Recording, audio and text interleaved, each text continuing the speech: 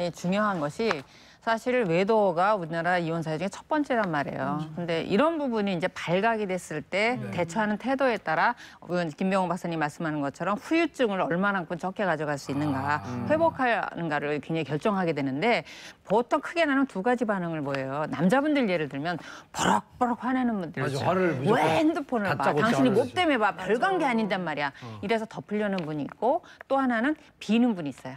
손이 발이 되게, 발이 손이 되게 비는 분들이 있는데 길게 봐서 후유증으로 봤을 때는 비는 쪽이 더 양호해요.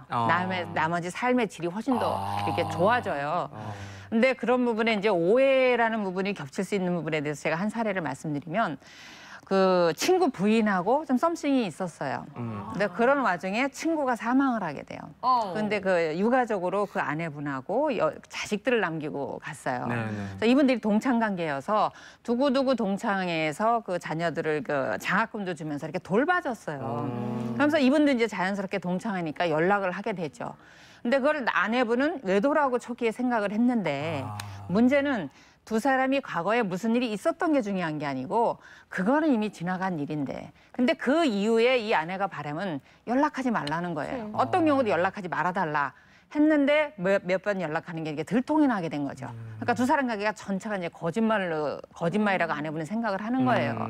그래서 이런 분들 같은 경우 이제 두고두고 후유증이 남게 되고 결국 이혼으로 가거든요. 그래서 지금 김병호 박사님이 한 사례 같은 경우가 굉장히 모범적인 케이스인 게 아내를 이해하고 상처를 보듬어주고 솔직히 말해주면 대부분의 아내분들이 이해를 한다는 거예요. 요즘 좋은 사례를 말씀해 주셨는데 사실은 거짓말하지 말고 솔직하게 소통하는 게 좋다는 거는 다 공감을 하잖아요. 근데 방법론적으로 부부 사이에 어떻게 하면 솔직하게 소통을 할 수 있는가 이 부분에서 좀 막막하신 분들이 있으실 것 같아요. 뭐 지금 얘기하는 것 같지만 제일 중요한 거는요. 거짓말이냐 아니냐에서 제일 중요한 거는 내가 거짓말을 했다 안 했다보다는 거짓말을 했을 때 상대 마음에 배우자의 마음에 대한 걸 보는 것이 제일 중요합니다. 예, 그 부분이 제일 중요한데 보통은 뭐냐면 거짓말을 공격당하니까 나는 그렇게 나쁜 사람이 아니야. 사람들은 뭐 많은 경우인데 내가 나쁜 사람이 안 되는 게 중요하거든요.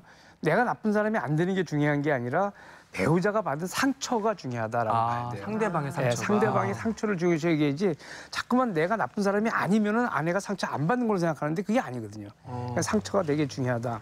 그다음에 조금 아까 얘기했던 사례 남자분들이 조심해야 될 건 뭐냐면 남성분들은 그 다른 여성을 만날 때 그 여성하고 어떤 성적 관계가 없으면은 아무 문제가 없는 정도로 자꾸만 생각해요. 그렇죠. 근데 부인은 그게 아니에요. 남편이 다른 이성하고 나보다는 아니더라도 친밀한 관계가 맺는 것만 하더라도 아까도 얘기했지만 여성들은